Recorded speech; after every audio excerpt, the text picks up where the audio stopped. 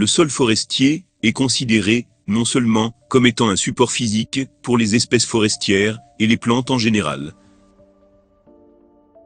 mais également comme un milieu vivant, très compliqué, au niveau duquel une multitude de fonctions, de réactions et d'interactions sont en permanente activité. Malgré leur uniformité anatomique, certaines parties des plantes supérieures se caractérisent par des structures et des fonctionnalités particulières, de manière à exercer des effets qui peuvent influencer le milieu qui les entoure avec ses composantes abiotiques, comme par exemple le microclimat, et biotiques, tel est l'exemple des cortèges floristiques et faunistiques. La composition et les fonctions de ces parties donnent comme résultante des interfaces dites réactives ou réactionnelles, qui représentent des systèmes ou espaces physiques bien limités au niveau desquels un ensemble d'organismes vivants peuvent s'interagir. Ces interfaces constituent des ponts de communication entre le végétal et son environnement externe. Puisque beaucoup de maladies recensées chez les essences forestières touchent essentiellement ou presque exclusivement les racines, les interfaces souterraines de ces hôtes jouent des rôles déterminants sur l'évolution progressive ou régressive de certaines pathologies. Il s'agit principalement de la rhizosphère et de la spermatosphère. Seiltner, en 1904, qui a défini la rhizosphère comme étant la partie du sol soumise à l'influence des activités radiculaires. Cet environnement restreint, mais complexe, est constitué de trois parties essentielles, à savoir le rhizoplan, l'endorhizosphère et l'exorhizosphère. L'environnement rhizosphérique constitue un lieu idéal pour une multitude de micro-organismes qui peuvent être bénéfiques ou nuisibles aux racines, voire à la plante entière. La particularité de la rhizosphère est attribuée principalement à l'activité exudatrice de certains compartiments de la racine, libérant une large gamme de produits chimiques selon un processus connu sous le nom de rhizodéposition, spermatosphère ou spermosphère. Ce terme fut donné par Sviquis en 1947 pour désigner la zone d'activité microbienne intense autour de la graine germée, ou bien la partie du sol influencée par l'activité exudatrice de la graine en germination. La spermatosphère évolue parallèlement avec le développement de la plante pour élaborer la rhizosphère par la suite. La graine germée est une cible privilégiée pour une large gamme d'agents phytopathogènes qui peuvent stopper la croissance des plantules ou transmettre des maladies qui se manifestent ultérieurement sur la plante au cours des stades avancés. Concernant les essences forestières, nous pouvons subdiviser les principales maladies radiculaires comme suit. Les fontes de semis, les pourritures radiculaires et les nécroses radiculaires. Ces maladies sont causées majoritairement par des micro-organismes phytopathogènes, notamment des champignons et certains prokaryotes. Mais il est possible de distinguer certaines manifestations pathologiques radiculaires causées par des facteurs abiotiques extrêmes, comme la sécheresse, les températures extrêmes, et rarement par la salinité ou la pollution atmosphérique. Certains insectes et nématodes peuvent induire les mêmes manifestations radiculaires, ce qui risque de faire tomber le forestier dans la confusion. C'est pourquoi il faut être prudent en matière de diagnostic de ces maladies. Quelles sont les principales sources d'infections radiculaires? Le sol est la principale source de pathogènes infectant les racines des essences forestières. En effet, une multitude de micro-organismes sont de nature tellurique. Leur comportement parasitaire et même saprophyte sont étroitement liés aux conditions édaphiques de la station forestière. tels que la texture, la teneur en matière organique, le pH, ainsi que le statut hydrique. La graine, ou semence. La graine est une cible privilégiée pour une multitude d'agents phytopathogènes. Son degré de vulnérabilité est lié à son état phytosanitaire qui précède sa phase germinative. D'autres facteurs sont également impliqués, tels que les débris végétaux, c'est-à-dire la litière, ainsi que la phase de développement et l'état physiologique de l'hôte, souvent reflété par l'état de son système radiculaire. D'ailleurs, dans certains cas, le pathogène est toujours présent au niveau des racines. Mais la déviation de son comportement trophique dépend de la prédisposition de l'arbre, qui peut être, à son tour, affaibli préalablement par des facteurs abiotiques extrêmes. Premièrement, les fontes de semis.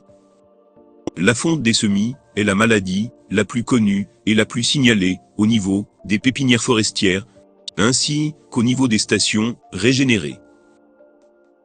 Elle est à l'origine des altérations des graines germées et des plantules. Presque toutes les essences forestières sont sensibles à cette maladie. Mais ce sont surtout les conifères qui présentent une remarquable susceptibilité. Les fontes sont causées par un groupe fongique inférieur appartenant au phylum des Omicota ou Omicètes, avec le genre Pythium. Et les espèces Pythium ultimum, Pythium heterotalicum, Pythium debarianum, Pythium aphanidermatum et Pythium myriotilum. Mais également, et d'un degré moindre, par le genre Phytophthora. D'autres mycotaxons supérieurs sont également impliqués dans l'apparition de cette maladie chez les essences forestières. Le cas de certains fusariums ainsi que certains rhizoctonia. Sur le plan symptomatologique, nous distinguons deux types de fontes. La fonte de préémergence ou fonte hypogée. Elle est caractérisée par une infection précoce des graines germées conduisant à une pourriture molle constatée sur l'embryon avant son extension, suivie d'une nécrose de la plantule avant qu'elle s'émerge à la surface du sol. La plantule devient très maigre et sensible à l'écrasement mécanique exercé par les particules du sol, devenant ainsi une cible privilégiée pour d'autres organismes opportunistes. La plantule meurt rapidement avant son émergence à la surface du sol. La fonte de post-émergence ou fonte épigée, atteignant souvent les jeunes tiges des plantules récemment émergées. Dans ce cas, la plantule, ainsi infectée, peut s'échapper à la pourriture radiculaire. Mais une fois émergée, elle sera vite atteinte par des pourritures et des lésions au niveau de la base, de la tige et des cotylédons, causant ainsi sa mort. Ces manifestations peuvent gagner du terrain, notamment au niveau des pépinières forestières. Le lit de semis peut être totalement envahi, notamment si les conditions climatiques sont favorables au développement secondaire des champignons en cause. Selon la nature du pathogène, l'infection initiale dépend étroitement de l'état hydrique, du sol et de la plante hôte. Alors que certains facteurs peuvent contribuer dans l'amplification des infections.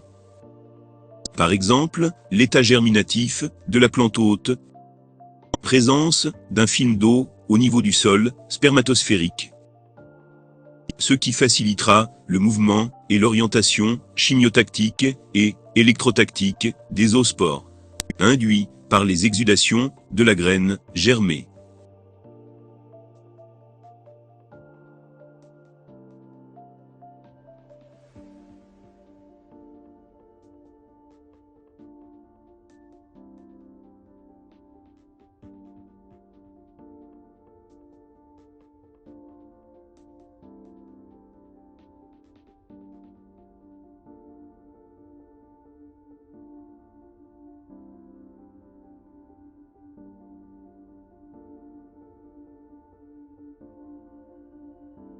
La température du sol lors du processus de germination. En effet, il a été constaté que les pathogènes de fonte sont adaptés à un large spectre thermique de germination, dépassant ainsi les capacités germinatives de la plante hôte et neutralisant toutes sortes d'échappements à l'infection. Une teneur élevée en azote et en phosphore du sol. Des sols engorgés d'eau et une humidité atmosphérique élevée et prolongée. Un pH du sol instable. Une texture lourde, argileuse et des sols mal drainés. Une qualité photonique médiocre, notamment si l'hôte passe par un temps couvert prolongé. Les fontes de semis sont des maladies fréquentes dans la quasi-totalité des endroits de production de plants forestiers à travers le monde. Elles sont considérées comme étant le premier problème phytosanitaire qui menace le secteur de production et de multiplication des plants forestiers. Elles sont également à l'origine des échecs et des niveaux de germination médiocres des graines de conifères. Et également de l'échec de la régénération naturelle. Surtout lors des années où l'apport des précipitations est anormalement déficitaire ou irrégulier. Il faut mentionner que les graines et les plantules des conifères sont particulièrement sensibles à ce type de maladie. Au niveau des stations forestières, la mortalité des plantules varie de 10 à 15%. La lutte et le contrôle de ces maladies est basé essentiellement sur la désinfection et la stérilisation du sol en faisant appel à la fumigation par des pesticides volatiles comme la phosphine, ou encore à la chaleur sèche ou humide. Le sol doit être bien structuré, bien aéré et bien drainé, afin de ne pas créer les conditions favorables à la germination des champignons. Utiliser des graines robustes, vitales, ayant une germination rapide et résistante à l'infection. Mais il serait favorable de les traiter avant le semis. Utiliser, si c'est possible, des sacs biodégradables ou de type WM. Respecter la densité de semis avec des apports amoindris en fertilisants azotés. En matière de lutte chimique, certains fongicides spécifiques sont appliqués directement sur le sol. Des organoaluminés comme le phoséthylaluminium, des acylalanines comme le métalaxyle et le bénalaxyle, ou encore le captafol, le chloroneb et la chloropicrine utilisés comme agents de fumigation des sols. Les fontes de semis peuvent être également contrôlées par voie biologique, en utilisant des agents antagonistes comme Pseudomonas putida, Verticillium lecanii, des trichodermas, des chaetomium et des gliocladium.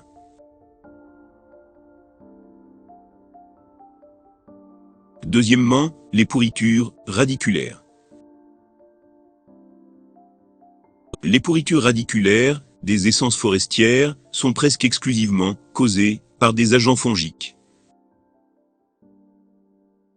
Elles touchent les racines fonctionnelles des sujets en pleine croissance, ainsi que les sujets âgés. Les infections affectent spécifiquement les racines fonctionnelles ou subérisées. Mais elles peuvent atteindre, parfois, le collet de l'arbre. Les principaux agents en cause sont rangés au sein des genres Armillaria, Phytophthora et Graphium. Les symptômes de ces maladies sont divers, mais ils partagent certains aspects communs. Le dépérissement progressif ou la mort brutale de l'arbre. Une faible croissance. Un feuillage médiocre avec un aspect clairsemé et des feuilles petites et décolorées. Des feuilles flétrissantes, nécrotiques, qui demeurent souvent attachées sur l'arbre. Le dieback ou la mort et le dessèchement des cimes. L'éclatement de l'écorce au niveau de la base de tronc. Des racines souvent pigmentées et pourries. Premier exemple, les pourridiers. Les pourridiers comptent parmi les maladies les plus importantes des arbres cultivés, d'ornement, mais surtout les essences forestières. Elles sont causées par le complexe fongique Armillaria. Le genre Armillaria est cité parfois sous les noms de Armillariella et Clitocybe. Ce genre est à l'origine de la maladie dite armillaire ou pourridier agarique. Les symptômes furent décrits pour la première fois par Robert Artigue en 1878. Les armillaria sont des champignons risicoles. Ils induisent des pourritures au niveau des racines et du collet. Les symptômes ne sont visibles sur les parties aériennes de l'arbre que si le pathogène avait sévèrement détruit une importante trame du système racinaire, ou lorsqu'il envahit des parties plus éloignées du collet. Le développement des symptômes foliaires peut s'avérer progressif ou très rapide, et l'arbre peut mourir d'un seul coup. Au cours des dernières phases de l'infection, les mycéliums qui ont déjà envahi le système radiculaire s'émergent vers les parties avoisinantes du collet sous forme de palmettes de couleur crème sous l'écorce, mais ne dépassant pas une certaine hauteur de quelques centimètres au-delà du collet. L'écorce radiculaire est marquée par une couleur brune, vive, molle et souvent fissurée. Dans le cas d'Armillaria mellea, des touffes de mycélium apparaissent le long des fissures. Mais le symptôme typique est l'apparition des palmettes sous-corticales. Dans certains cas, et selon les espèces d'Armillaria, les racines peuvent être parfois entourées par des structures fongiques caractéristiques, appelées rhizomorphes. La lutte contre les armillaires est difficile, car l'inoculum demeure dans le sol sous forme de gigantesques masses mycéliennes, préservées dans le sol et le bois de souche. Les remèdes à ce problème se basent essentiellement sur une stratégie d'aménagement et de travaux sylvicoles commode à la structure du peuplement, tels que les coupes d'assainissement, les élagages, l'arrachage des souches, l'isolement spatial des sujets atteints et des stations touchées, par exemple en creusant des tranchées d'isolement radiculaire. Deuxièmement, les pourritures radiculaires à Phytophthora. Ce type de pourriture est causé par des taxons fongiques appartenant au genre Phytophthora, un omycète très célèbre chez les phytopathologistes. Les principaux agents causaux sont Phytophthora cinnamomi, Phytophthora cryptogea et Phytophthora mégasperma. En milieu forestier, ce type de maladie touche essentiellement les conifères, à l'instar des pins, les sapins, les pruches,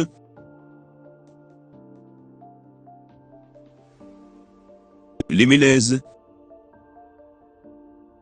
les cèdres, les genévriers, ainsi que les ifs. Les pourritures à Phytophthora se propagent notamment au niveau des sols lourds, hyperhumides et peu drainés. Ce type de maladie est caractérisé par la manifestation d'un flétrissement foliaire, précédé souvent par une chlorose plus ou moins intense.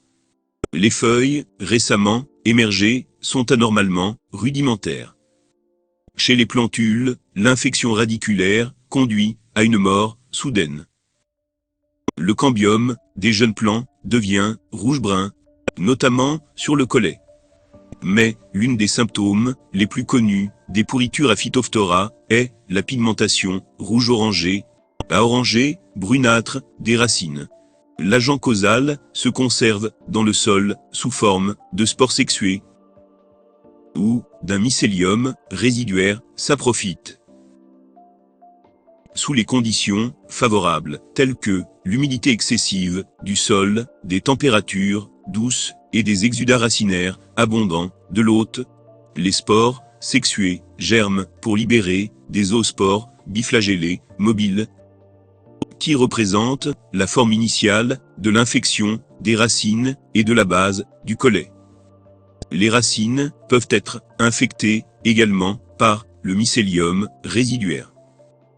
Les oospores perdent leur flagelle, s'enquistent et pénètrent les racines fines, détruisant le cortex et le cambium radiculaire. Chez les pins, notamment, le pathogène se propage vers le collet et induit une pourriture rapide de ce dernier. Les nécroses radiculaires.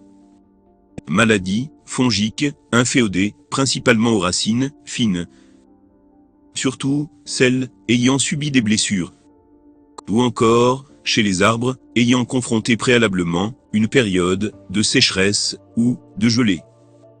Les nécroses radiculaires des essences forestières sont causées principalement par des champignons du genre Graphium, Leptographium ou Ophiostoma, Ceratocystis et Thylaviopsis. Les insectes et les nématodes peuvent jouer des rôles déterminants dans la dissémination de ces maladies. Exemple, le noircissement radiculaire. Causé par Leptographium wagneri, cette maladie est marquée chez l'arbre par une réduction de la croissance, des chloroses intenses, ainsi qu'une pigmentation noirâtre du xylème à partir de la base des racines. D'autres manifestations, comme la nécrose et le dessèchement des racines fines, sont également signalées. La maladie du noircissement est efficacement disséminée par des coléoptères du genre Hylastes, Pisodes et Stereminus. Mais elle est également transmise par le contact radiculaire végétatif.